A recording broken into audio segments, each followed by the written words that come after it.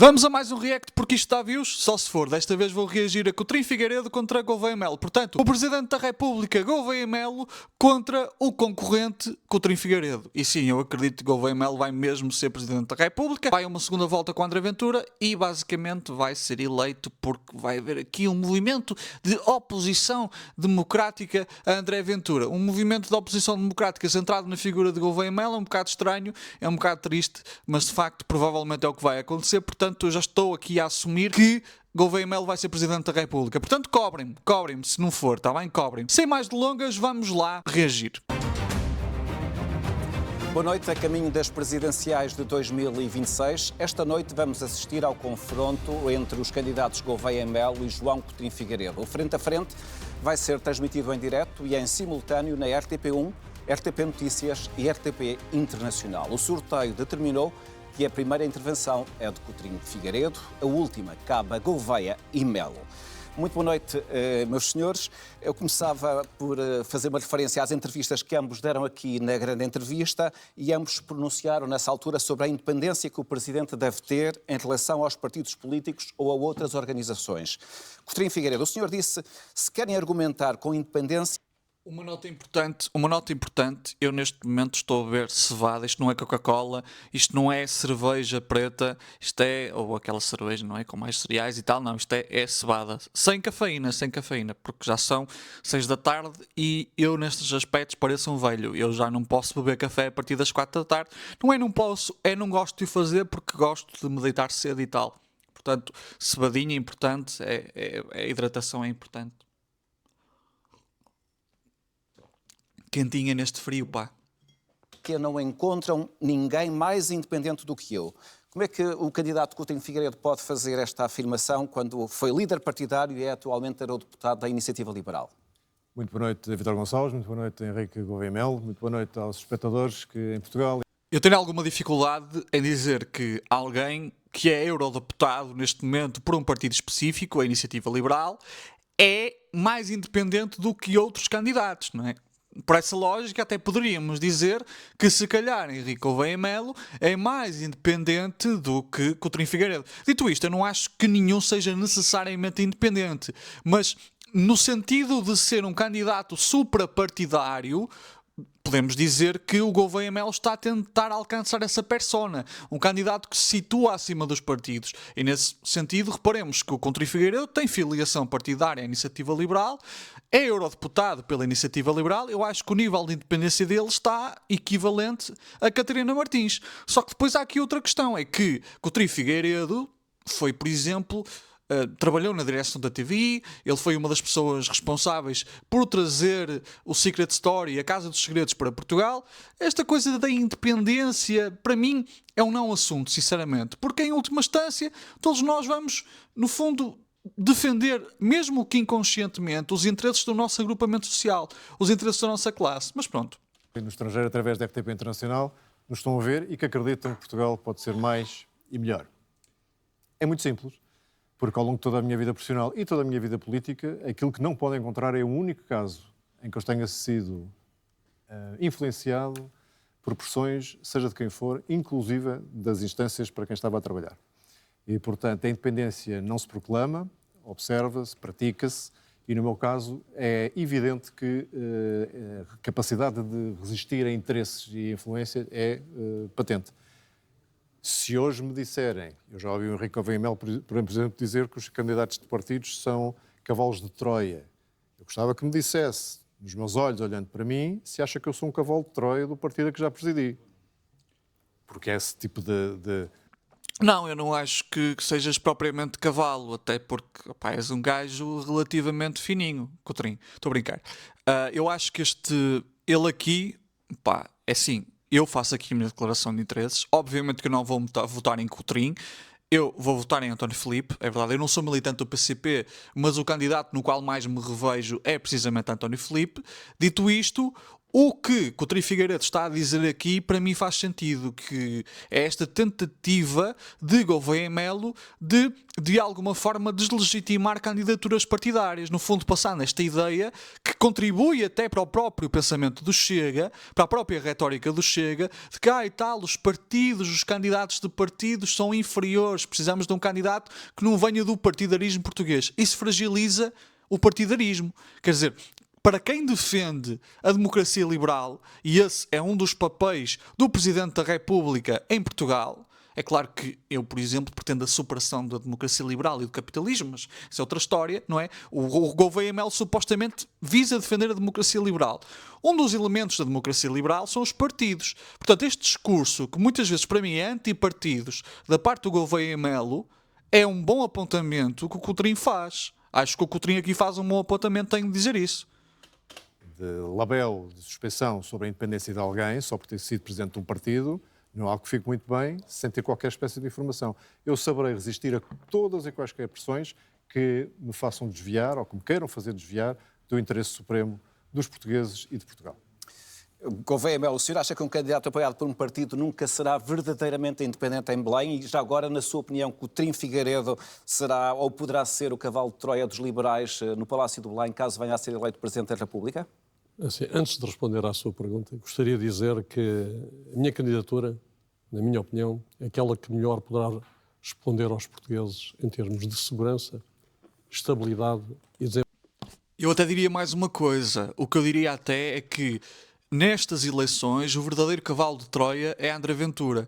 Eu já disse isto no último vídeo, naquele debate entre André Ventura e Catarina Martins. Na minha opinião, André Ventura está nisto para que depois ele vá à segunda volta com Henrique Gouveia Melo e todos os outros candidatos se mobilizem no apoio ao voto a Gouveia Melo. Portanto, todos os outros candidatos que não foram à segunda volta se mobilizem a pedir o voto em Gouveia Melo. Porque, por exemplo, se Gouveia Melo fosse, por exemplo, eu diria, se calhar com Marques Mendes à segunda volta, isso já não seria tão líquido. Até poderia acontecer que determinados candidatos, como é o caso do Coutinho, pedissem o voto em Marques Mendes ao invés de Gouveia Melo, por causa da questão de Gouveia Melo ser, para todos os efeitos, uma figura que vem do âmbito militar, etc, etc, e há uma certa aversão por parte de um conjunto de candidatos ao facto de Gouveia Melo efetivamente vir do meio militar.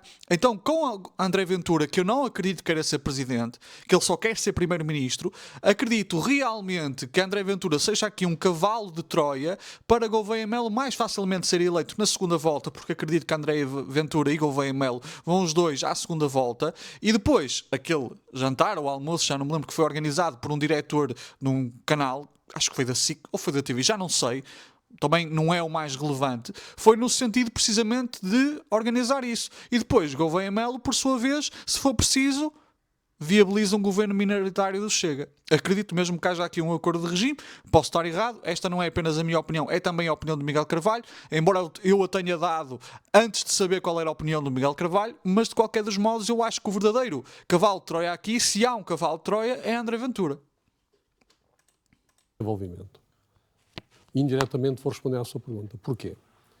Porque, como tenho uma candidatura superpartidária, não estou limitado ao espectro político no encontro de soluções com o Presidente. Ou seja, ele é o cavalo de Troia que dentro dele tem o Gouveia Melo, que vai facilitar que, neste caso, o Gouveia Melo, o espartano entre. Percebem? Deve ajudar a encontrar em termos do que é a governação. E, para além disso, a independência das ideias, da ideologia, dos contactos com os partidos, permite depois, na governação e durante a governação, ser mais exigente por não ter precisamente esses contactos. E porquê? Porque é que um candidato que tenha sido líder partidário não... O Gouveia Melo não disse nada com nada. E demora imenso a acabar uma frase. Malta, eu estou a pensar genuinamente em meter isto a velocidade 1,5. Não sei, mas a questão é que o Coutinho fala suficientemente rápido e não sei se com velocidade a 1,5 isto não ia ficar demasiado rápido nas partes do Coutinho. Portanto, para já vou manter assim. Se eu vir que o Gouveia Melo demora demasiado, vou aumentar um bocadinho a velocidade, pá, porque é feriado, pá. Eu nem sequer devia estar a fazer isto. E, meu Deus. Poderá ter essa independência, do seu ponto de vista? Porque, naturalmente, tem um conjunto de ligações anteriores que o condicionam, não só em termos ideológicos, como até em termos de conhecimentos, de interesses partilhados, de vida partilhada. E não parece que seja bom para a democracia. Mas vejamos uma coisa, uma pessoa que não está num partido ou que não tem filiação partidária, não tem interesses ideológicos, está acima da ideologia? Isso para mim não me faz sentido. Aliás, autores como Karl Mannheim, Althusser, o próprio Michael Friedan vão dizer que todos os candidatos numa eleição têm ideologia, independentemente de ter sido líderes de um partido ou não. Aliás, o facto de quererem integrar o regime desta forma, sendo presidentes, já demonstra que de facto têm uma ideologia. Nem que a ideologia seja, por exemplo, de defesa da democracia liberal, tal como a temos. Agora, o Gouveia Melo apresentar-se como um candidato não ideológico é a coisa mais ideológica que existe. Porque, como diria um senhor chamado Slavoj Žižek, não há coisa que seja mais ideológica do que dizer que não se é ideológico. It's pure ideology. Sim, aliás, deixe-me dizer que... A verdade é que todos os presidentes anteriores pertenciam a partidos. Sim, mas nós parece que estamos numas eleições legislativas e não numas presidenciais. Não interessa aos partidos que... A cara que está a fazer o Nós temos, neste momento, é um conjunto de candidatos para cada partido. Julgo que há um partido ou dois que não têm candidatos. E nós estamos numas legislativas e numas presidenciais. O candidato presidencial, parece-me a mim, tem que ser um candidato mais aberto, que possa apanhar um espectro político maior para ajudar a construir soluções. Porque, naturalmente, na atual conjuntura política em que nós estamos... Olha o frame maldito, a cara do moderador, a cara do Sr. Vítor, opa, a cara dele é a minha cara, pá, juro. Ai. Muito balcanizados em termos da Assembleia da República. O que está a acontecer é que as soluções vão ter que se encontrar, pelo menos com mais que um partido, no mínimo, para haver governação. E, de facto, um candidato não partidário ajuda a encontrar porque tem essa independência e tem esse afastamento dos interesses partidários e das ideologias partidárias. Que eu não tenho? Está-me a dizer que eu não tenho? O Gouveia Melo, não faz grande sentido. Como dizia o Vítor Gonçalves, todos os outros presidentes tiveram passados partidários, mais ou menos intensos, mais ou menos alguns foram presidentes, outros não. Foram todos maus, foram todos dependentes, foram todos incapazes de encontrar essas pontes. Eu tenho uma abrangência muito maior do que o partido onde sou oriundo, tenho apoios de figuras do PS, do PSD, do CDS, da IEL, do Chega, como tem na sua candidatura também, certamente, muito... Cotrim, mas também, calma, porque o teu apoio maioritário no PS vem de uma figura chamada Sérgio Sousa Pinto. Também, ok, é do PS, pronto. Vou deixar passar, eu nem vou dizer nada, vou deixar passar, mas é verdade, por exemplo, da parte do PSD, o Cotrim tem o apoio de bastantes eleitores e de figuras públicas, como é o caso do Gaspar Macedo, ele tem razão no que está a dizer. Independentes com e sem passado partidário, temos essa abrangência. Não vai dizer agora que é cadastro ter passado partidário. Uma pessoa que um dia se queira candidatar à presidência da República tem que pensar muito bem e nunca militar em nenhum partido, porque senão vai ser acusado de não ser independente. Desculpe lá, isso não faz sentido. E eu estou plenamente de acordo com o Coutinho nesse aspecto, na questão do passado partidário. Acho que esta questão não se põe e não faz sentido. Não faz mesmo sentido. Ainda por cima, Gouveia Melo, vindo das instituições militares, essas também estão carregadas de ideologia. E o Coutinho, se quiser usar, não sei se vai usar isso, pode dizer que na campanha da Covid-19 o Gouveia Melo foi recrutado, por assim dizer, por um governo do PS, não é? Portanto, vamos ver como é que o Coutinho realmente articula isto. Absolutamente nenhum. E independência, em relação só este ponto que também é importante, independência em relação às máquinas partidárias, também se vê nas pessoas que nos rodeiam. Eu não tenho ninguém na minha candidatura que tenha um passado partidário como o senhor tem na sua, de pessoas que foram altos dirigentes do PSD, por exemplo. Caso do Rui Rio, por exemplo. Quer dizer, isto é um bom argumento. Miguel, estás a concordar imenso com o Coutinho. É porque isto é óbvio. É que esta questão para mim não se põe. Eu sou o candidato que não veio de nenhum partido. Para mim isso é balelas, honestamente. E acho que fragiliza ainda mais as instituições que eles dizem defender quando se utiliza esse tipo de argumentação, não é? e conhecedores da máquina partidária. Para já não falar de outras estruturas dentro da sua candidatura que foram, por exemplo, responsáveis pela máquina de propaganda de José Sócrates. Isso para mim é bastante mais preocupante do que de ter pertencido a um partido.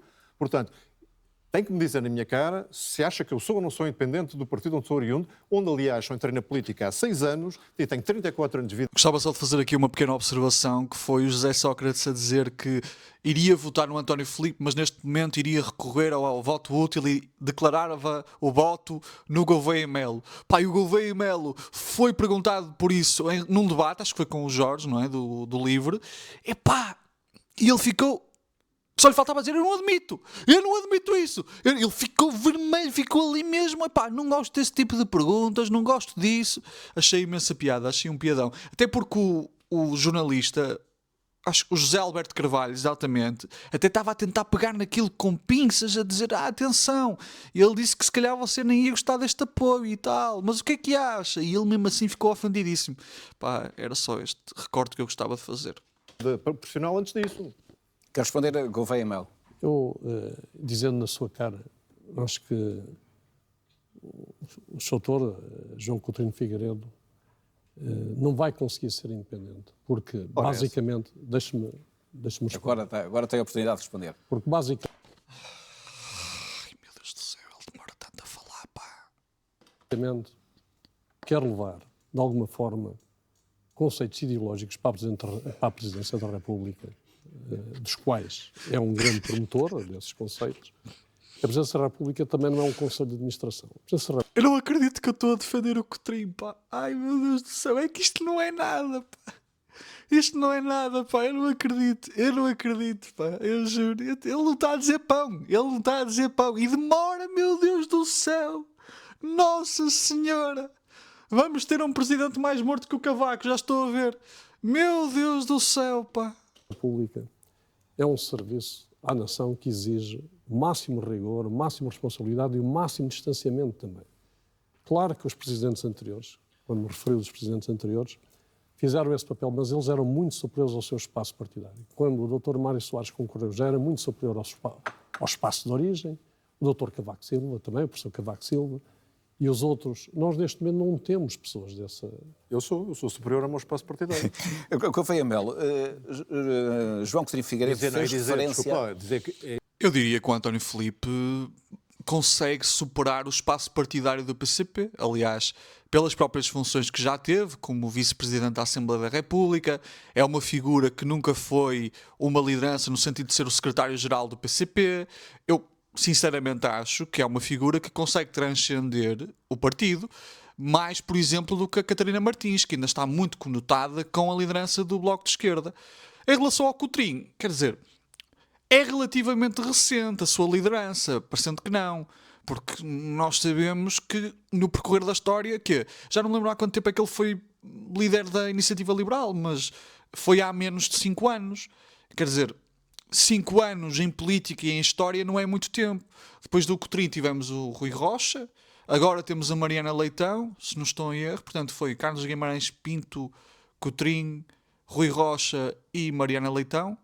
Se não estou em erro, foi assim. E teve uma liderança antes do Carlos Guimarães Pinto, não foi agora, está-me a faltar o nome, posso estar errado. Mas, de facto, quer dizer, já houve 2 líderes a seguir. A questão é que as lideranças não foram tão duradouras assim. Houve aqui uma transição de lideranças em relativamente pouco tempo, não é? Este senhor não vai ser independente, baseado em quê? Uma profecia, numa regra fixa que uma pessoa que militou num partido nunca poderá ser independente. Desculpe, não entendo. A independência pratica-se. E não tem qualquer evidência que eu possa não ser independente. E mais, não tem qualquer evidência que eu não tenha entendido exatamente qual é o papel do Presidente da República. E que não tenha consciência de que o meu passado de defensor de determinadas orientações ideológicas tem que ficar à porta de Belém no dia em que eu tomar posse. O Soutor diz isso. Mas eu também acho que isso nunca acontece. Uma pessoa não se consegue alienar da sua ideologia. Uma pessoa consegue ser justa, mas uma pessoa não é um ser não ideológico. E particularmente um ator político que se candidata a Presidente da República. Eu até agora não estou a gostar desta conversa. Acho que esta conversa não acrescenta absolutamente nada. Mas pelo menos já é uma conversa que fala das funções presidenciais que havia mais do que a conversa, ou o debate, aliás, ou a discussão, ou a verborreia que houve entre a Catarina Martins e o André Ventura. Mas pronto. Já agora faço-lhe uma pergunta muito direta. Por favor, dessas que eu gosto. O Soutor defendeu há muito pouco tempo uma revisão constitucional e defendeu também que o veto presidencial não podia ser... Essa já não é verdade. Não. Tenho aqui, quer que eu lhe mostre? Não, é que os verbos... Mas com o candidato do LIVRE, ele disse que a revisão constitucional era mentira. Epá, já não estou a perceber. interessam. Uma defendi e outra sugeria discussão. Pronto. São coisas diferentes. E o rigor, como disse, das presidenciais que eu gostava de ir lá Mas esse tema é muito importante porque introduzir esse o tema. Soutor diz que não leva a ideologia para o Palácio de Belém e logo à partida não acha que o regime semipresidencialista seja suficiente, quer ter um poder absoluto de veto e quer mudar a Constituição. mais uma vez, Isso, portanto, o que é que não é levar a ideologia? Para mim, eu quero lhe dizer é outra coisa, se não se importa, porque eu acho que esse assunto já está mais que arrumado, é o seguinte. não está não. Na minha perspectiva, o meu contributo para o desenvolvimento, Ele tem razão no que está a dizer em relação à revisão constitucional, refiro-me ao Gouveia Melo, mas o meu argumento aqui é um argumento mais meta, se vocês quiserem, mais meta-teórico, se vocês quiserem, que supera esta questão, que é, ninguém se aliena da ideologia. E mesmo inconscientemente, a ideologia vai nortear a forma como vai atuar enquanto presidente ou em qualquer outra instituição. Portanto, eu acho que este assunto é um não assunto, sabendo eu que sou completamente antagónico a uma possível revisão constitucional na ordem daquilo que a iniciativa liberal e que eventualmente o Chega e o Governo querem, não é? Mas lá está, eu acho que a questão da ideologia não se põe porque efetivamente todos os candidatos são ideológicos. Não há como fugir a isso. para a segurança deste país tem a ver com a minha percepção do que é a situação internacional e das consequências dessa situação internacional até na própria segurança interna. O meu contributo para a estabilidade é fruto dessa independência e desse afastamento e de um leque alargado. Eu devia ter posto café na cevada. Ou devia ter substituído, ou devia ter comprado cevada com café, ou substituído esta cevada por café. Porque, honestamente, eu estou quase a adormecer quando ouço o Gouveia Melo a falar. Eu peço desculpa a quem vai votar no Gouveia Melo, pá, mas eu estou a tentar ser justo, ok? Estou a tentar ser justo. Está a ser fácil? Não está a ser fácil. Está a ser difícil.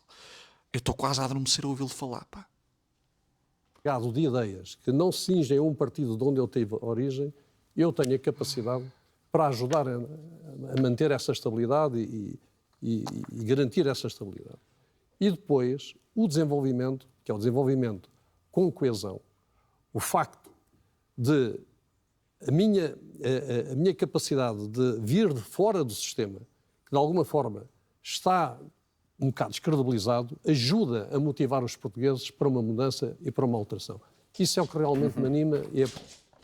Vir fora do sistema, quer dizer, uma retórica que realmente articula aqui num sentido muito semelhante ao do Chega, ajuda realmente a reavivar as instituições que ele pretende defender. Eu também considero que se deva ser antissistema, numa articulação completamente diferente. Mas, para mim, é na ótica de superação das instituições. Eu tenho perfeita noção daquilo que estou a dizer. Não me parece que Gouveia Melo tenha. Por isso que eu estou aqui. João Coutinho Figueiredo, quando esteve aqui na grande entrevista...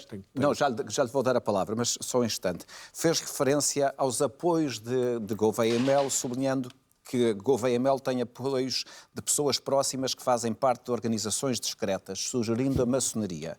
E eu pergunto ao candidato Gouveia Melo se isso poderá pôr em causa a sua independência como Presidente da República e... Os meus gatos estão a andar à porrada aqui. Aliás, as minhas gatas, neste caso. Phoebe, estou a reagir ao Gouveia Melo. Queres vir para a minha beira para adormecer também? Se receia que esses apoios poderão ser-lhe cobrados mais tarde. Olha, a primeira coisa que eu quero dizer, já disse, mas vou repetir. Eu não sou maçom. A maçonaria está espalhada em toda a sociedade portuguesa. Não há ninguém que possa dizer que não há sequer aqui um maçom aqui nesta sala. Muito menos, não acredito que o Dr. Coutinho Figueiredo Em vez de ser o elefante na sala, é o maçom na sala.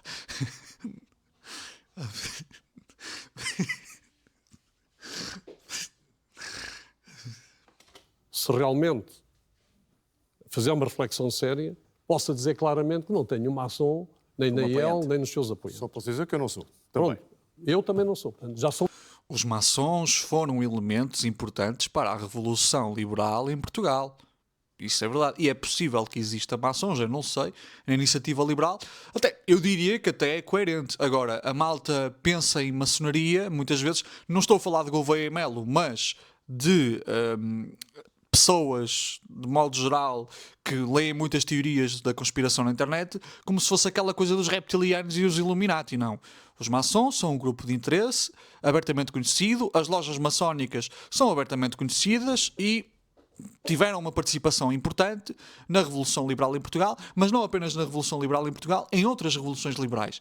Então, eu acho que esta questão, é claro, as lojas maçónicas constituem grupos de interesse, mas só para vos tentar situar neste debate, porque muita gente ouve maçom e pensa logo, sei lá, naquele filme do Tesouro do Nicolas Cage e pensa logo em Illuminati e Código da Vinci e coisas assim, mistura tudo em teorias da conspiração, que eu já vi no Reddit e em outros espaços remotos da internet. Calma, está bem? Os dois que não somos. Usa avental, mas na cozinha. Está bem, eu também. Eu nem na cozinha uso avental, mas pronto. Então, Aumenta a conta da lavandaria. Vou votar no Gouveia Melo, pá, porque eu também não costumo usar avental na cozinha, pá. Eu uso roupa velha, daquela roupa que me estou a marimbar, para cozinhar, geralmente. É tipo aquela roupa que o Ricardo Araújo Pereira chama pré-panos, eu uso essa roupa geralmente para cozinhar. Por falar nisso, depois de reagir a este debate, vou fazer um empadão. Só para... Figueiredo, esta resposta tranquiliza-o quanto à independência de Gouveia e Melo em Belém? Porque o senhor colocou esta questão na grande Coloquei esta entrevista. questão porque foi público que em janeiro houve um movimento de maçons que quis apoiar o Gouveia e Melo. É evidente que um candidato não é responsável por aqueles que querem apoiar. Não é isso. E teve, aliás, a hombridade de tentar demarcar. Mas aqui ficou-me na cabeça é porque é que os maçons haviam de ter tanto interesse em apoiar uma candidatura tão cedo. Ficou-me essa questão. E Como eu tinha alguma resposta a essa dúvida? Não tenho, porque desconheço o funcionamento da maçonaria, esse é um dos problemas, e, portanto, não sei exatamente a que interesse poderia haver, mas fiquei com essa dúvida e não há nenhuma suspeição que eu estou aqui a lançar em geral. Estou só a dizer que há um apoio tão organizado, como o movimento até, levantou-me essa questão. Se a RTP tiver condições de outras maneiras de perguntar, eu agradeço e certamente o povo português também agradece essa clarificação. Mas queria clarificar o tema da revisão constitucional. Tive, sim senhor, um projeto de revisão constitucional, cirúrgico, aqui há 1 ano e meio, defendi-o eficazmente. Sugeri a discussão dos vetos, não defendi, sugeri, acho que é interessante discutir. Penso que o Gouveia Melo está Vale a de pena acordo. explicar aos espectadores que a sua sugestão era um veto inultrapassável. Portanto, neste momento, o Presidente da República, um veto do Presidente Todos os pode vetos ser do Presidente da ultrapassável República pelo podem ser Parlamento. reconfirmados para a Assembleia da República. A sua hipótese ou a sua proposta era... Acho interessante a discussão, eu gosto de discussão, eu gosto de debater, eu gosto que as coisas sejam revisitadas e num sistema que é supostamente... Gosto de debater a discussão. Isto parece-me um argumento fraco, não é? Quer dizer, vou sugerir que é só para conversarmos num café, numa tasca, numa taberna. Acho que é bom ter uma conversa. Pá, cria um podcast. Tipo, é que aqui também não me parece que seja propriamente um bom argumento, porque para todos os efeitos é um ator político, é um ator que tem capacidade de definir a agenda mediática e a agenda da discussão política, portanto, então a mera discussão nunca é uma mera discussão. Semipresidencialista, ter o Presidente a ter que carimbar um diploma com o qual já mostrou desacordo, que se calhar falou longamente durante a campanha, que foi sufragado por 70% dos portugueses, acho interessante discutir. Não tenho a certeza. Aliás, acho que isto até afetava o equilíbrio do sistema noutras coisas, portanto não tenho conclusões. Mas eu gosto de discutir as coisas. E para fizeram-me essa pergunta, eu digo, não, é um debate interessante. Em relação à revisão constitucional, sim, mas aí eu digo outra coisa. A partir do momento em que me decidi candidatar à Presidência da República, aceito as regras que estão em vigor quando me candidato. Mas, E, portanto, aceito a Constituição da República Portuguesa como o meu guia principal, a qual jurarei defender, cumprir e fazer cumprir no dia de tomar posse. Mas, Isso é evidente Figueiredo, para além disso, o senhor disse ainda que o Presidente da República devia ter mais garras nos seus poderes. O que é que queria dizer com isso? Não, isso era a forma de exercer aquilo que se tem chamado o Ministério de Influência, que muitas vezes é visto como aquilo que provavelmente o Gouveia Melo também critica, que é os jogos de bastidores. Acho que eles podem existir com o conhecimento para evitar algumas crises mais visíveis e mais agudas, mas a Ministério da Influência tem que ser muito mais que isso. E as garras que eu gostaria que o Presidente da República tivesse é aquele de ser um referente, alguém que se possa inspirar os portugueses a fazer aquilo que até agora não foi feito. E essa função do Presidente da República tem sido pouco explorada. Os jogos de bastidores do Marcelo Rebelo de Sousa, para mim, foram muito lesivos para a democracia liberal, tal como a conhecemos. E, quer dizer, a forma como se exerce o magistério de influência pode ser alvo de debate. Eu concordo a 100%. Mas a questão é que a própria figura do Presidente da República vai muitas vezes gerar estas dúvidas, estas ambiguidades, porque, de facto, o magistério de influência muitas vezes tem esta opacidade de realmente se compreender o que está a acontecer. E o Marcelo Rebelo de Sousa muitos jogos de bastidores fez, como outros presidentes fizeram, mas eu acho que o Marcelo Rebelo de Sousa, em particular, foi bastante, como é que eu hei de dizer isto de uma forma simpática, sem ferir suscetibilidades? Foi matreiro. Aquela que leva sobre os este tema portugueses a fazer mais do que tem feito ter mais força no sistema, parece-lhe ter uma ideia com a qual poderia concordar ou não? Não, acho que o sistema semipresidencialista, como está desenhado na Constituição, é mais que suficiente. Já agora... Só que, por outro lado, tornar uma coisa como o magistério de influência institucionalizada de uma forma que realmente seja regulada através de coisas que são claras, compreende necessariamente, provavelmente, aumentar aqui a capacidade interventiva do Presidente da República. No fundo, pressupõe aumentar o escopo de atividades do Presidente da República. E aí já podemos estar a fugir de um regime semipresidencial e a aproximar-nos de um regime presidencial. Eu, honestamente, acho que devemos manter o regime semipresidencial tal como temos neste momento. E acho que se nos aproximarmos de um regime presidencial, isso dá mais aso à ascensão, por exemplo, de figuras populistas, como é o caso de André Ventura. Aliás, o André Ventura está desejosíssimo de em Portugal nós temos um regime presidencial. Agora, por outro lado, o magistério de influência e a forma como ele é exercido deixa algumas dúvidas e pode realmente criar um clima de suspeição em relação às instituições. Instituições essas que eu volto a dizer, eu pretendo superar. Mas pronto. Só fazer um pequeno reparo por causa dessa discussão. Há 200 anos, aliás, precisamente há 202 anos, foi a última vez que esteve numa Constituição o poder de veto absoluto.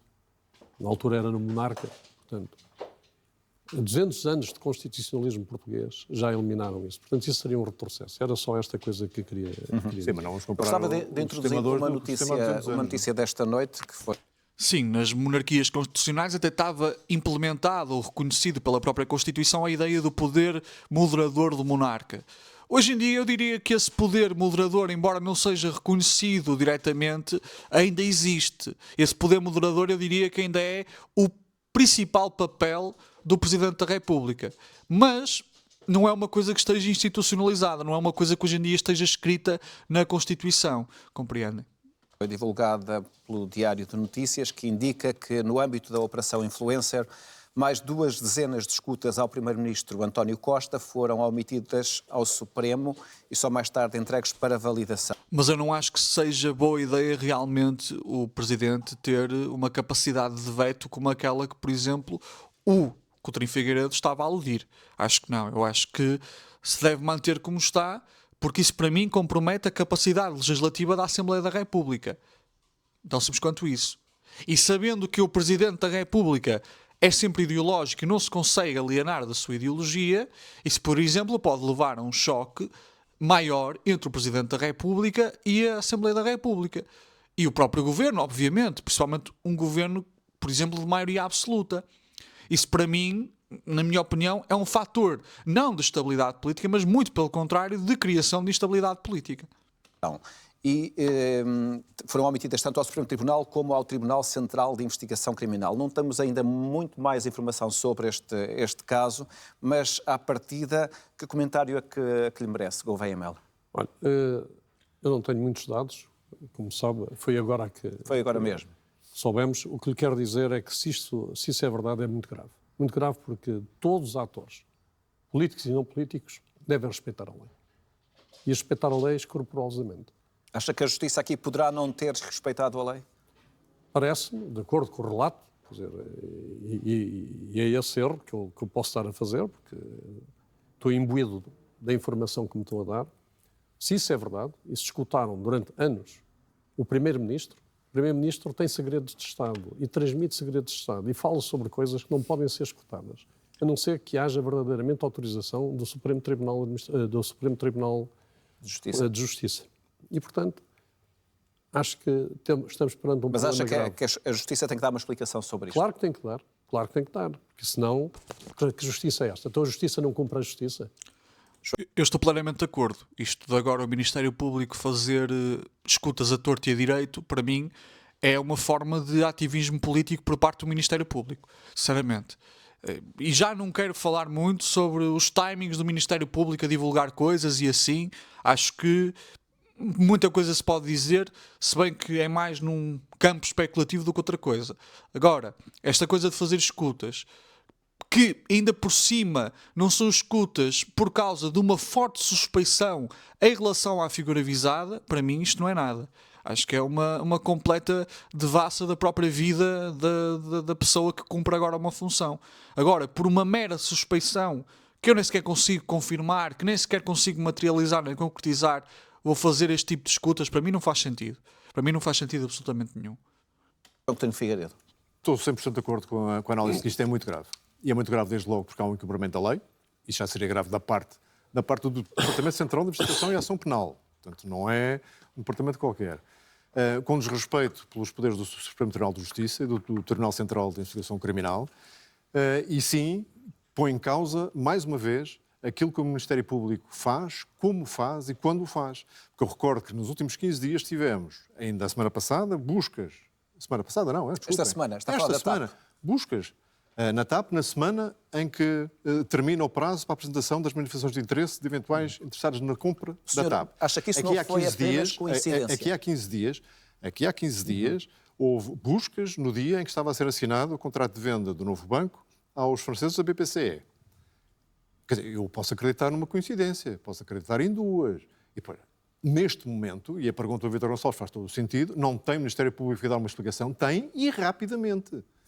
Porque neste caso estamos a falar do mais grave das omissões, que é uma escuta, e não sei se outro tipo de vigilâncias ao Primeiro-Ministro, em conversas com outros arguidos, outros que acabaram por ser arguidos na apelação influencer, durante anos. Eu não sei, falámos em 22 escutas, a informação que temos até agora, suspeito que haja outras formas de vigilância aqui. Portanto, isto é muito grave e a Procuradoria-Geral da República tem que vir dar explicações rapidamente. A Justiça em Portugal não pode estar acima da crítica e não pode estar acima do escrutínio, tem que se explicar. Sobre esta questão da TAP, também considera que há aqui coincidências a mais? Plenamente de acordo com aquilo que o Coutinho disse, honestamente. Plenamente de acordo.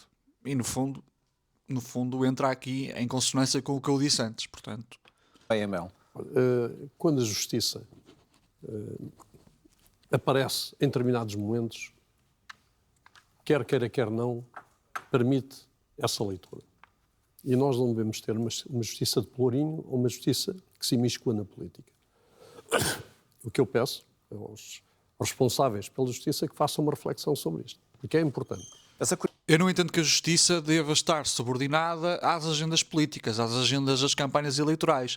Agora, quando estas coisas aparecem sempre em momentos muito específicos, uma pessoa começa a desconfiar, não é? Uma pessoa começa a pensar, será que há aqui alguma forma de tentativa de instrumentalizar o Ministério Público, a Procuradoria-Geral da República, efetivamente, para prejudicar ou beneficiar certos e determinados partidos? E isso para mim importa. E mesmo no que diz respeito à confiança nas instituições, se o Ministério Público se comporta desta maneira, vai gerar uma reação por parte da opinião pública e da população. Para mim, há que haver responsabilidade. Há que haver responsabilidade na atuação. Eu não acho que isto sequer seja compreensível. E não é a primeira vez. Pai, e não importa se, por exemplo, eu nem sou o maior fã de António Costa, não sou de todo, mas para mim isto é mesmo muito problemático. Eu nunca votei no PS na vida, mas para mim isto é mesmo muito problemático. Curioso, porque quase todos os últimos presidentes insistiram muito no tema da justiça e praticamente não foram ouvidos porque não houve mudanças substanciais. Aquilo que eu vos pergunto é se um dos senhores for eleito Presidente da República, o que é que acham que o Presidente da República, no âmbito dos seus poderes, pode intervir na Justiça? Pode começar... Acho que deve... Desculpa, apontou para mim. Sim. Tem menos tempo, governo, portanto, se quiser, pode começar. Não, Aliás, de facto, do ponto de vista das suas competências, não pode fazer diretamente muito, para além daqueles discursos que têm toda a razão, são sempre iguais, na abertura do ano judicial, etc. Exato. Mas há uma coisa que pode fazer, é chamar a atenção de que dos pilares básicos do nosso sistema democrático é a separação de poderes. Ou seja, o poder executivo não interfere no poder legislativo, o poder legislativo não interfere no poder judicial e assim sucessivamente. Mas isto não significa que não haja escrutínio. Isto não significa que não haja explicações. Isto não significa que nenhum dos poderes esteja acima da crítica.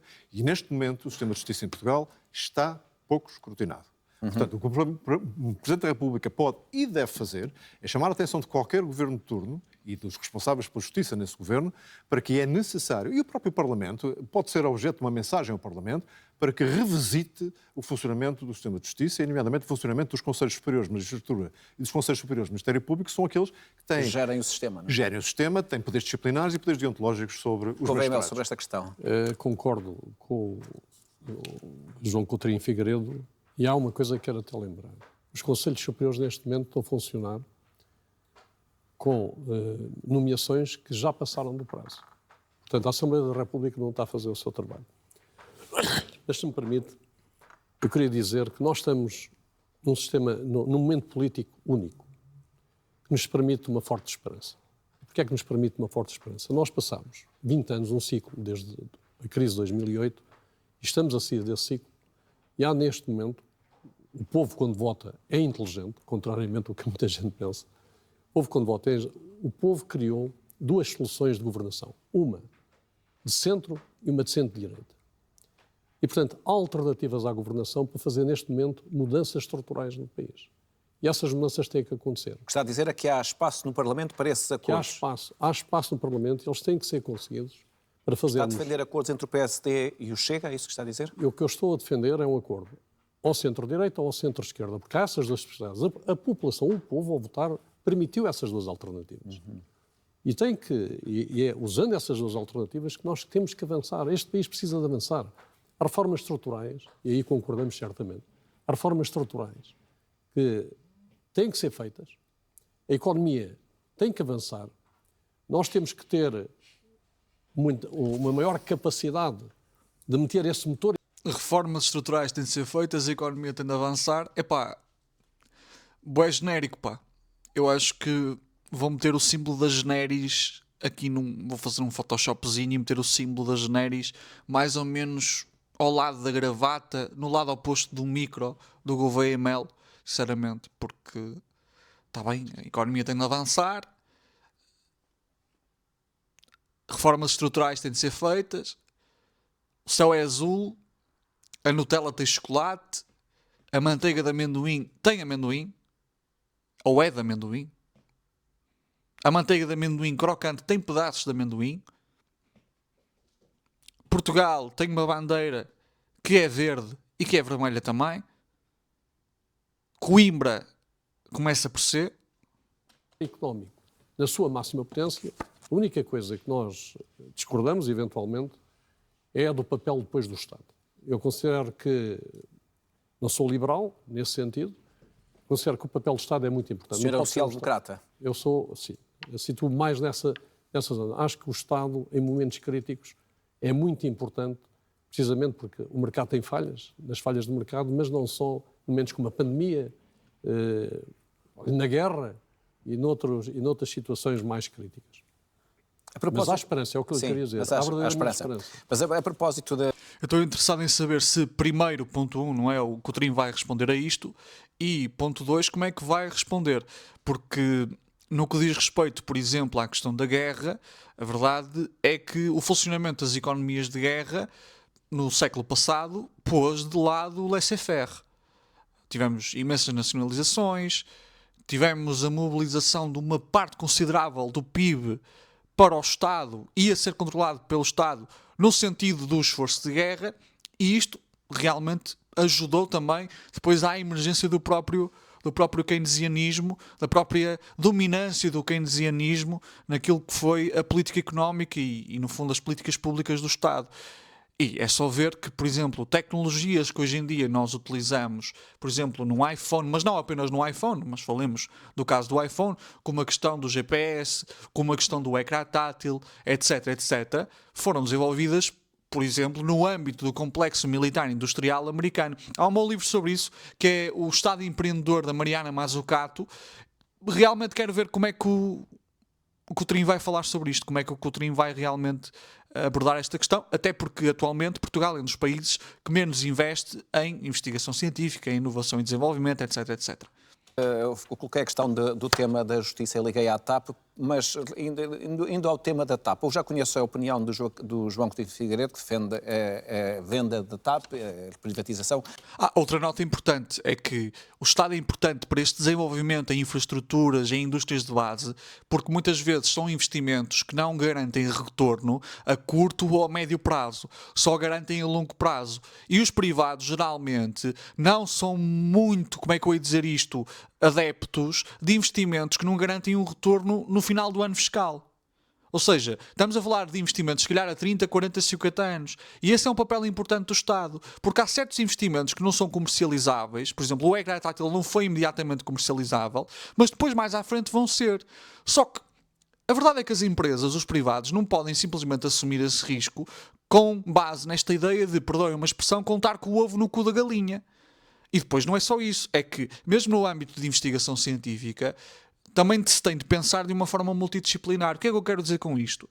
Muitos dos avanços que foram feitos em áreas de ciência, mais prática, como é o caso das engenharias, muitos desses avanços resultam da filosofia da ciência, resultam do desenvolvimento de ontologias e epistemologias específicas.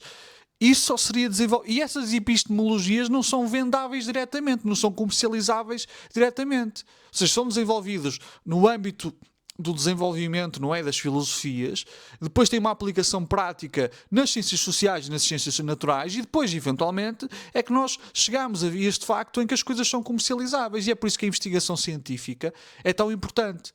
Porque a investigação científica vai envolver aqui um elemento multidisciplinar, em que as engenharias vão indiretamente beber da filosofia, que as matemáticas vão indiretamente beber da filosofia. Então, para mim, este papel do Estado é um papel muito importante. Acho que o Estado Empreendedor, da Mariana Mazzucato, é um livro que vocês devem ler. Ou isso, ou os Sistemas Económicos do Avelães Nunes. Eu posso deixar a bibliografia depois aqui em baixo, na descrição, ou mesmo no comentário fixado, está bem? Recordem-me se eu me esquecer, tá? Gostaria de conhecer a sua opinião com o VML. Até que ponto, se viessem a ser eleitos chefes de Estado, procurariam influenciar as decisões dos governos nesta matéria? Se eu tenho uma opinião sobre a TAP, deve ser pública ou deve ser privatizada? Apenas uma nota, antes de continuar com o vídeo propriamente dito, ou com o react propriamente dito. Como vocês sabem, o meu nome é Miguel Faria, tenho aqui um canal de ciência política com um viés marxista, aqui no YouTube, não é? E se quiserem ajudar o canal a crescer, façam o seguinte, metam gosto, comentem, não tem de comentar nada relacionado com o vídeo propriamente dito, podem apenas comentar aquilo que comeram ontem, que séries é que andam a ver, que jogos é que andam a jogar, que animes é que andam a consumir, que empreendimentos culinários é que andam a tentar na cozinha, enfim, toda uma série de coisas para ajudar este canal a crescer. Eu também tenho neste momento um curso de ciência política no Patreon por apenas 3€ por mês. Eu vou deixar toda essa informação na descrição. Portanto, vamos dar continuidade ao react. Esta questão da TAP interessa-me. O que eu tenho a opinião é que tem que haver uma companhia que garanta os interesses portugueses. Porque são muitos interesses. Mas tem que ser uma empresa nacional? Não necessariamente. Mas Portanto, tem que haver, admite a privatização? Mas tem que haver uma formulação que permita garantir não só o hub, importante, o hub aéreo português, neste caso em Lisboa, e outros de menor dimensão, mas também a ligação às diásporas e uma capacidade verdadeiramente estratégica de transporte. Isso é... A TAP é um elemento de soberania nacional e já é dos poucos elementos de soberania nacional que nós temos.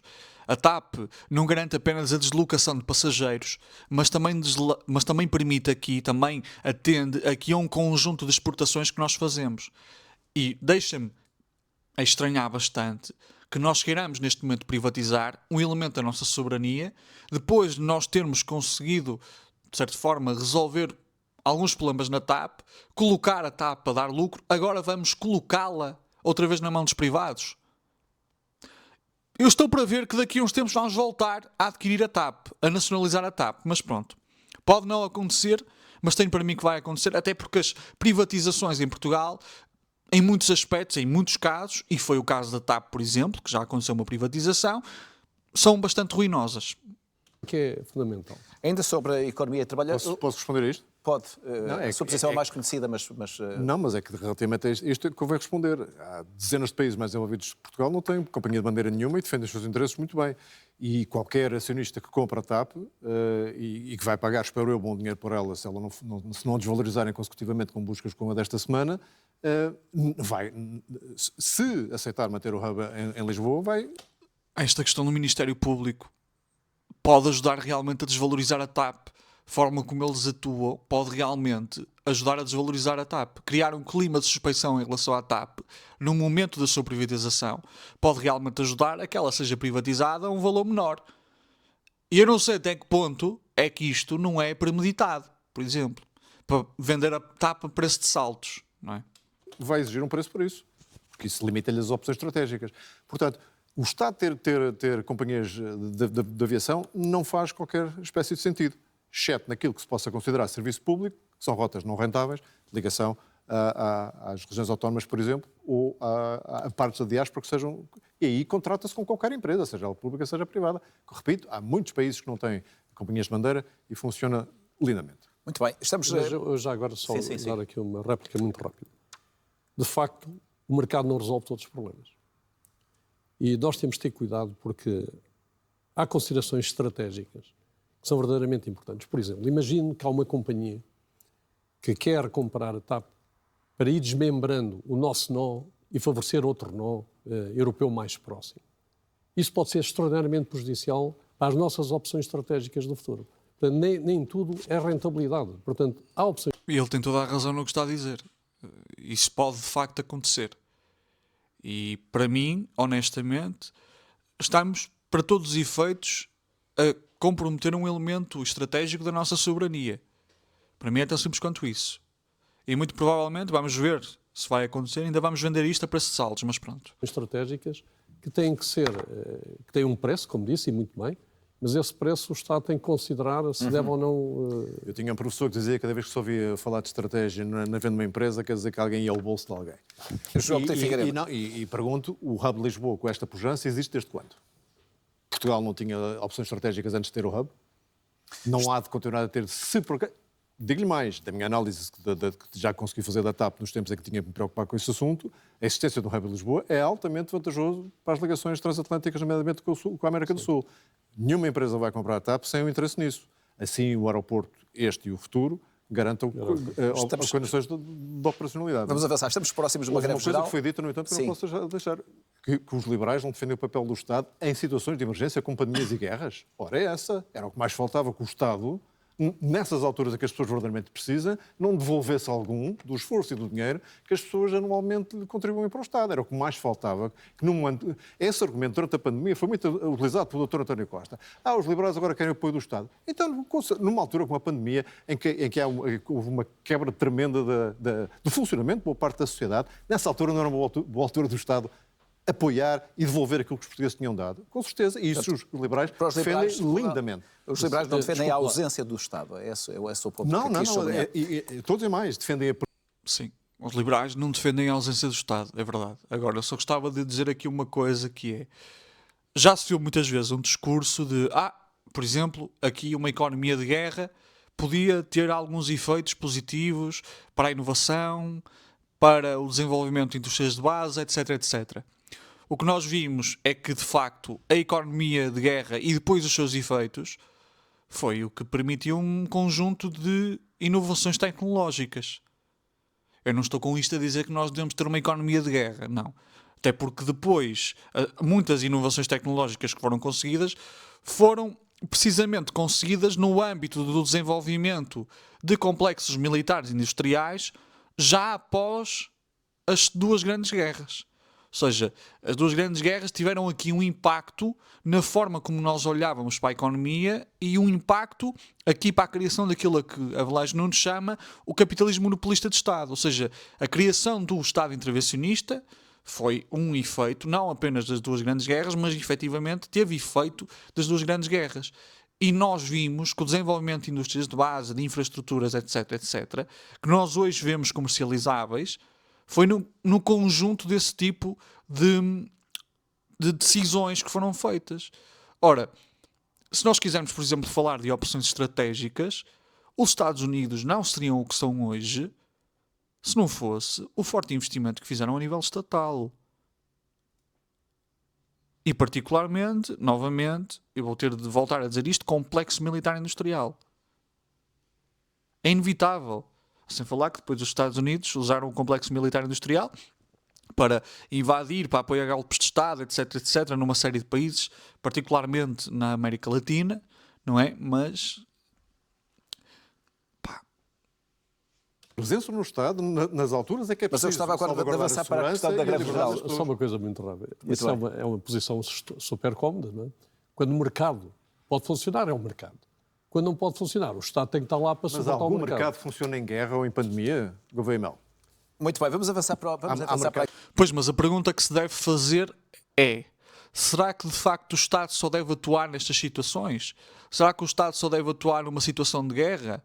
É que nós bem vimos o que é que foi a economia no pós-guerra e o tipo de investimento que foi feito e o tipo de coisas que foram criadas e o tipo de esforço de industrialização que foi feito não apenas nas economias ocidentais, mas nós também podemos falar de economias como a economia da União Soviética, com todos os seus problemas, a economia da China. Quer dizer, isto só foi feito através de planeamento económico. Planeamento económico. Não estou a dizer que não houvesse mercado. No caso da China, a China hoje em dia tem planeamento económico. Tem uma conciliação de planeamento económico com um mercado como forma de gerar informação através dos preços, etc, etc. Enfim, não me vou estender porque estamos a fazer o react do debate. Mas a pergunta que se deve fazer é essa. É que, atualmente, que tipo de indústrias de base, que tipo de infraestruturas é que Portugal está a desenvolver? Somos uma economia essencialmente fundada em coisas como o turismo. Somos uma economia essencialmente de serviços. Somos uma economia que depois não tem a capacidade, por exemplo, a nível industrial, de absorver talentos que vão lá para fora, não é? Disso tem de se falar. Economia, que eu tenho uma questão para colocar sobre a greve geral. Na vossa opinião, consideram que ainda é possível ou desejável cancelar a greve e essa decisão está fundamentalmente nas mãos... Claro, cancele-se o pacote laboral. Tão simples quanto isso. Nas mãos de quem? Dos sindicatos ou do governo? Pode começar o João Coutinho Figueiredo, que tem menos tempo neste momento. Estão a perguntar a mim se numa mesa de negociações onde eu não estou, há possibilidade de chegar a acordo e vai depender de quem? Sim, tendo em conta as posições que nós conhecemos do Governo e dos sindicatos, se acha que ainda é possível cancelar a greve e se vê de algum modo cedências de algum dos lados? Só posso responder que espero que seja possível. As últimas notícias do dia de hoje são de que vai continuar a haver negociações, que foi pedida a abertura de parte a parte. Em qualquer negociação tem que haver cedências também de parte a parte. E, portanto, eu só posso dizer que... E tem uma opinião sobre o tema que está a ser discutido? Eu tenho sempre opiniões. Eu nunca me refugio em... Do seu ponto de vista, é mais favorável às empresas ou aos trabalhadores? Eu acho que é favorável a ambos. É ambos? Ambos. Portanto, defende as propostas que estão a ser discutidas. Tem que ser muito bem explicado. Qualquer legislação laboral bem feita tem que ter como objetivo aumentar o número de empregos e aumentar o salário dos empregos que existem.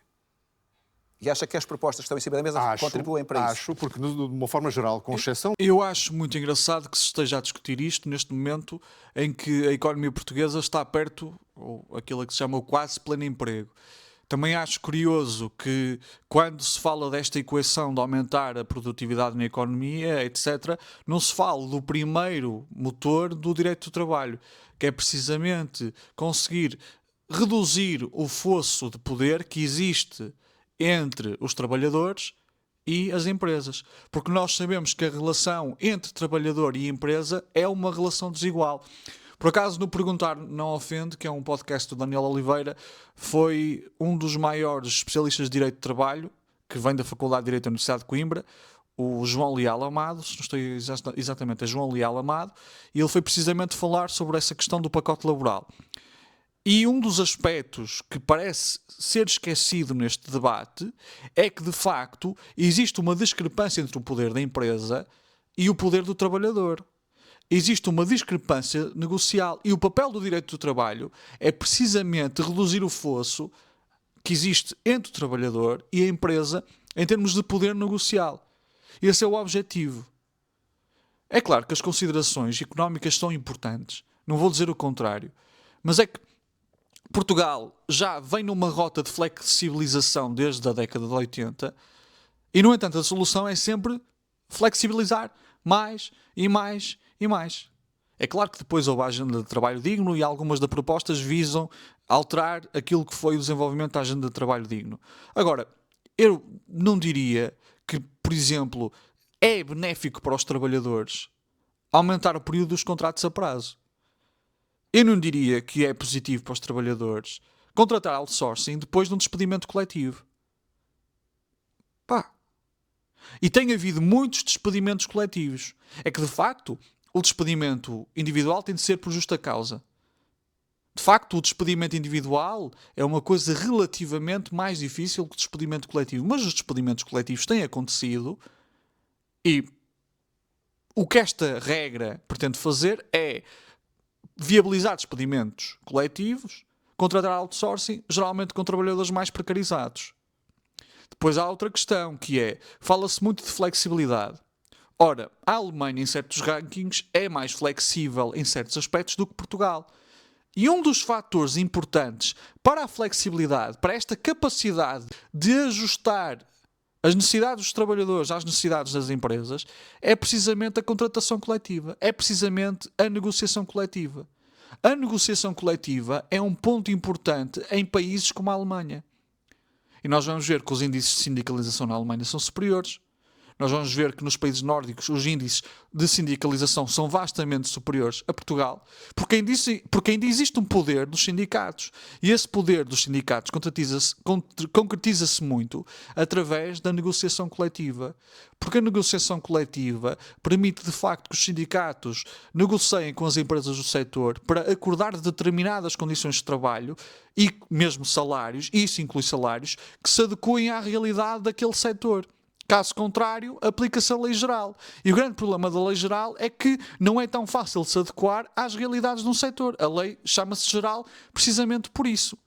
Mas as machadadas consecutivas que se têm dado à contratação coletiva, inclusivamente, por exemplo, no governo da Troika, servem para que ela, hoje em dia, não tenha o impacto que costumava ter. Com a caducidade da contratação coletiva, o que essencialmente aconteceu é que, se os sindicatos não chegassem a nenhum acordo, o antigo contrato coletivo de trabalho caducava e voltava-se à lei geral. Ou seja, o que é que isto faz? Faz com que os sindicatos já saiam numa relação desigual com o empregador, porque sabem que, se não negociarem condições de trabalho que muitas vezes vão ser piores que o antigo contrato coletivo, vão dar à lei geral, vão parar à lei geral. Pá. Umas que tanto quanto seja, já foram ou retiradas ou estão em renegociação, que tinham a ver com o trabalho noturno e a fim de semana de pessoas com filhos menores de 12 anos ou portadores de deficiência, ou as alterações ao regime de amamentação, que me pareciam, de facto.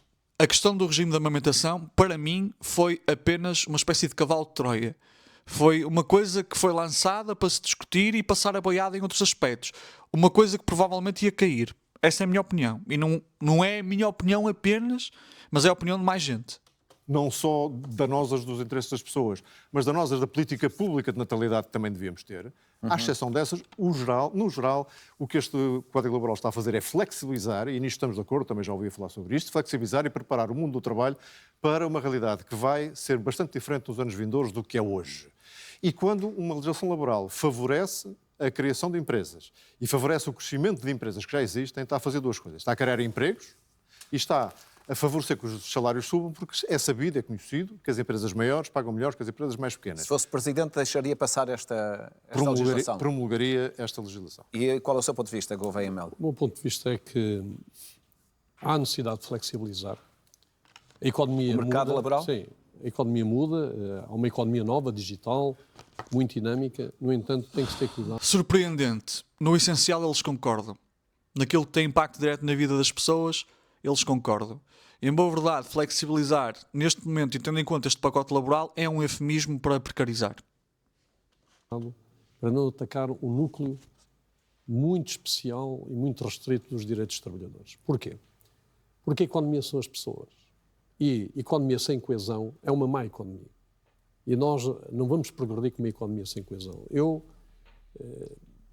acho que o motor da economia deve ser o mais liberto possível, mas o Estado, as receitas que arrecada é para garantir a coesão através da saúde, da educação, dos elevadores sociais. Porquê? Porque nós temos uma sociedade muito desigual. Nós, 20% da nossa sociedade está no limiar da pobreza. Mas olhando para este pacote, o senhor, se fosse Presidente, promulgaria ou votaria? Quais são tendo em conta aquilo que é as conhecido? alterações que estão contra o núcleo que defende? Por exemplo, eu não vejo que a competitividade seja garantida porque, em vez de 2 anos de contratos a termo, o contrato passa a 3 anos. Não é isso que vai garantir a competitividade às empresas. Isso é um artifício para reduzir... Isso é um exemplo, não é? Há lá mais. Isso é um artifício para reduzir o core... Mas, no geral, se o senhor fosse Presidente e esta legislação lhe chegasse às mãos? A legislação ainda não foi completa. Ainda não está. Portanto, é muito difícil. Na forma do anteprojeto que conhecemos. Sim, no anteprojeto que conhecemos, acho que ainda há muitas coisas que devem ser... Mas não promulgaria? Nesta fase ainda não tenho a certeza, porque não tenho mesmo... Mas olha-se para o anteprojeto e consegue-se ter uma Muito noção. bem. Sim, mas não parece Não que o concordando anteprojeto... com todas as medidas que lá estão, eventualmente. Mas acho que o anteprojeto neste momento... Já agora deixe-me falar de uma coisa que nós aqui nos debates não falamos, que é... Estamos a falar do trabalho, a precarização do trabalho e a desigualdade do trabalho para as mulheres. As mulheres continuam a ganhar menos de 6% em média neste país. Isso também tem que ser visto.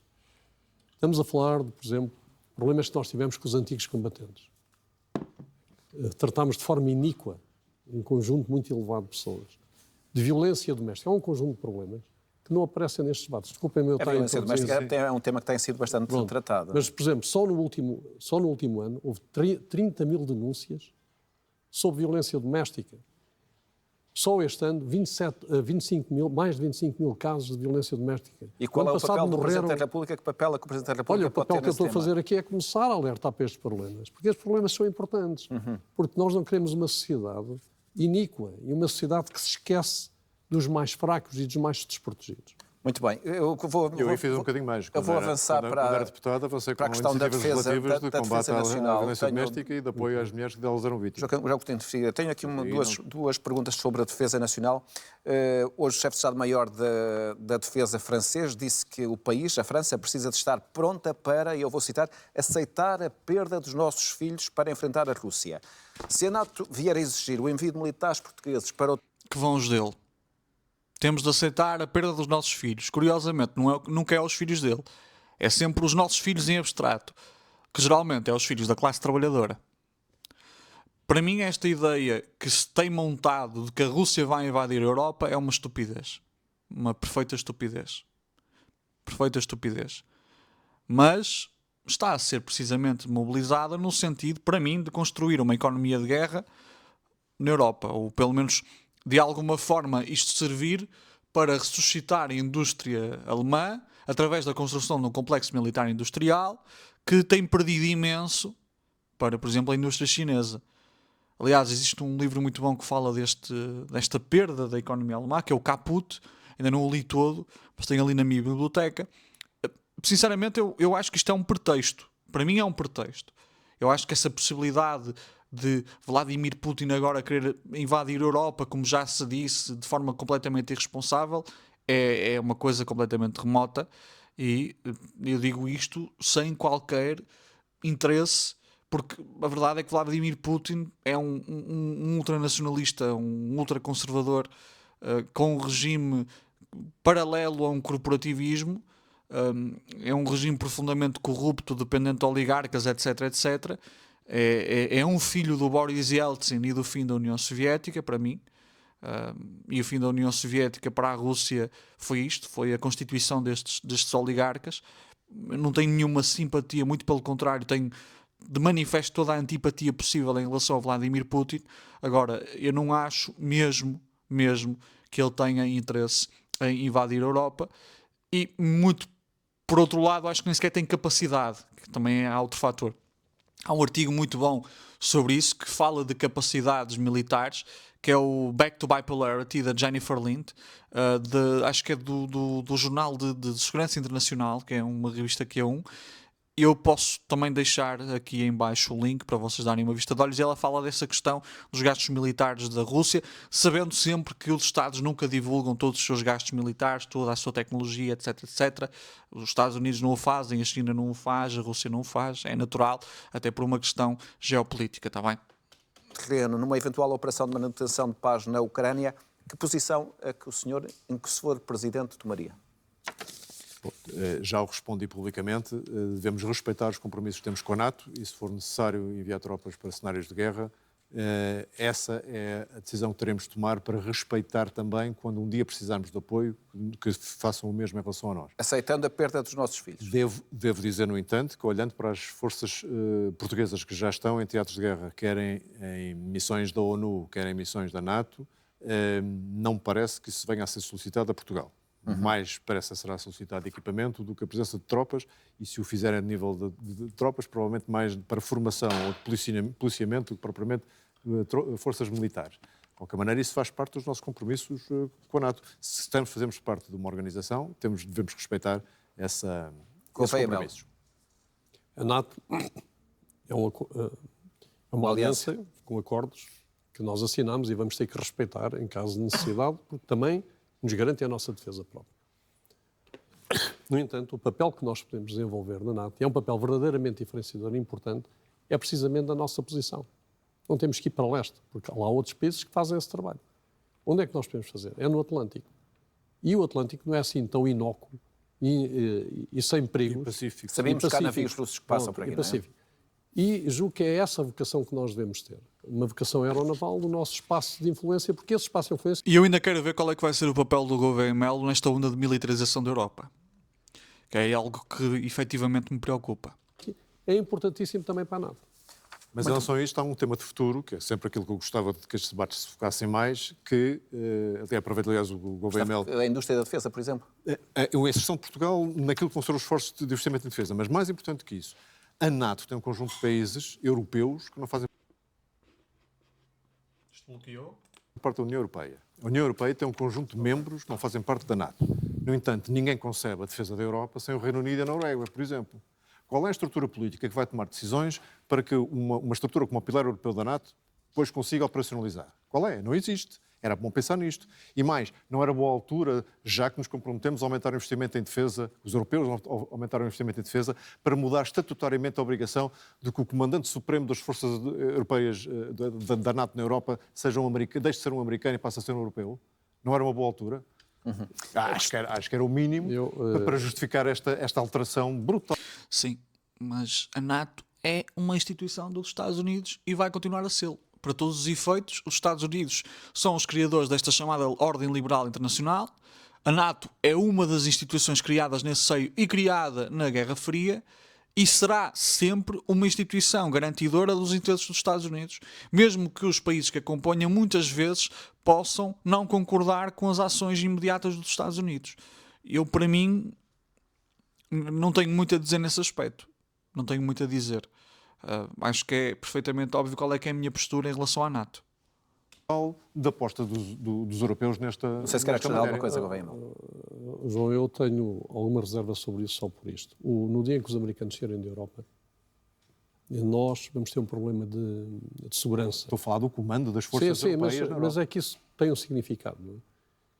Nós vamos ter um problema de segurança, não só da fronteira europeia, mas dentro da própria Europa. Está-me a dizer que a alteração do Supreme Allied Powers Command Europe representaria uma retirada dos Estados Unidos? Mas é que neste momento temos o problema oposto. Os Estados Unidos não têm os mesmos interesses estratégicos da Europa e, crescentemente, isso é óbvio, estão-se a virar para o Sudeste Asiático e temos um general americano a comandar o Pilar Europeu da NATO. As forças que os Estados Unidos têm na Europa ainda são muito, muito significativas. Ótimo. Isso seria olha, eu estou-lhe a dizer, com a experiência que tenho, e imagino que seja muito superior. No fundo, o que ele está a dizer é que não se pode contrariar os Estados Unidos. E é verdade. É verdade. No fundo, o que ele está a dizer é que a NATO não é uma instituição igual. Que, em última instância, não é uma instituição democrática, por assim dizer. Em última instância, são os Estados Unidos que vencem estas disputas, são os Estados Unidos que realmente garantem a prossecução dos seus interesses. E um realista nas relações internacionais, alguém que segue a teoria realista, vai dizer algo semelhante. Para mim, nesse aspecto. Mas Porque as relações internacionais, a ordem internacional, é resultante de um conflito de forças. E atualmente os Estados Unidos são a potência hegemónica que determina muito daquilo que é as relações internacionais, a ordem internacional, a ordem liberal internacional. o que eu faço faz sentido. Não parece, Se não por parece que seja estatuto- uma boa ideia. Gouveia Mel, Por deixe-me só, porque estatuto, há pouco o não general é percebi. americano e o vice-comandante é europeu, porque não inverter as situações. Não parece que seja uma boa ideia, mas Mas o que ele está a dizer, ele tem razão. E principalmente neste momento, com a figura que os Estados Unidos têm no poder. Mas é isso. Nesse aspecto, o que ele está a dizer é consonante com aquilo que a NATO efetivamente é. Eu queria só voltar um uma pouco atrás, porque eu há conversa mais pouco, talvez por reservada. problema meu, não percebi bem a sua resposta. Quando eu perguntei se é a possibilidade de haver militares portugueses no terreno, o senhor respondeu que a nossa vocação é o Atlântico, mas isto significa que se vier a ser pedido, esse esforço vier a ser pedido, qual seria a sua Mas resposta? a verdadeira inteligência do nosso posicionamento é que o Atlântico também é terreno. E, portanto, nós responderíamos temos que não que iríamos dizer- para lá para ir, porque temos o Atlântico. Nós temos que escolher os sítios onde nos vamos empenhar. Os países têm alguma independência, alguma capacidade e liberdade de negociação. Se prescindirmos disso, vamos fazer o que os outros querem, mas isso não parece Muito uma bem. boa política para Falta-nos Portugal. um minuto, portanto, 30 segundos para cada um, e a última pergunta será para o Almirante Gouveia e Melo. Foi uma resposta de nem sim nem não. Nem. Mas muito provavelmente Portugal enviaria se lhe fosse solicitado. No fundo é isso. E com o Gouveia Melo na presidência, é o que acontecerá se chegarmos a vias de facto. Uma frase célebre que na guerra a verdade é a primeira vítima. E eu acrescentaria que o mesmo acontece por vezes nas campanhas eleitorais. Qual é a maior Fala o jornalista político. mentira que já ouviram sobre os senhores nesta campanha? Ouvimos aqui que eu não era independente, por exemplo. Eu devo-lhe dizer, se tenho nestes últimos segundos, o que eu quero que aqui fique claro, e já aproveito de estar na presença do Gouveia Melo, é dizer para os portugueses que nos estão a ouvir que eu sou a verdadeira vacina contra o pessimismo e o medo do futuro. Isto já parece aquele minuto final que não existe neste programa. Não existe, mas eu quero aproveitar porque tinha que dizer isto. Eu E contra os direitos de trabalho também. sou realmente aquele dentre os candidatos que mostra que tem mais otimismo, mais confiança nos portugueses e não tenho medo do futuro porque sei que se conseguimos usar as nossas qualidades como tantas vezes demos provas, vamos conseguir ultrapassar estas provas. Há estes problemas que não serão fáceis, mas nós... Eu gosto muito deste discurso abstrato em torno do futuro. O futuro vai ser diferente, portanto temos de flexibilizar.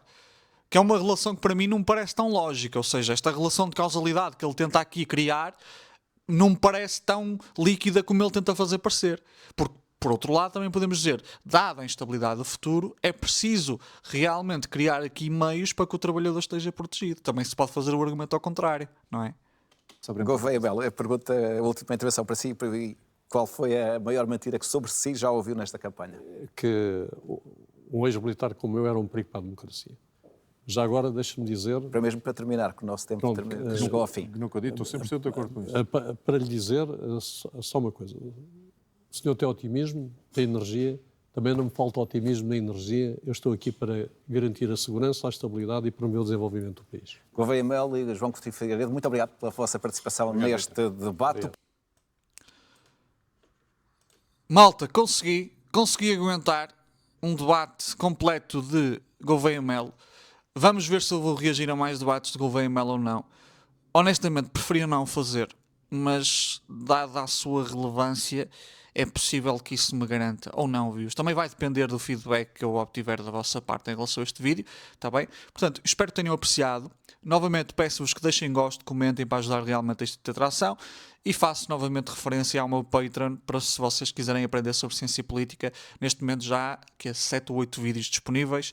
Isto é um tipo de ensino assíncrono, ou seja, eu disponibilizo os vídeos e vocês veem quando quiserem. Depois existem umas lives que eu faço para tirar dúvidas, não obstante, se vocês não puderem estar presentes, das duas uma, só veem o vídeo ou anteriormente mandam-me uma mensagem com a vossa pergunta e eu respondo durante a live e depois o vídeo fica disponível. Está bem?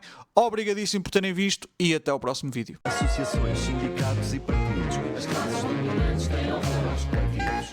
associações, sindicatos e partidos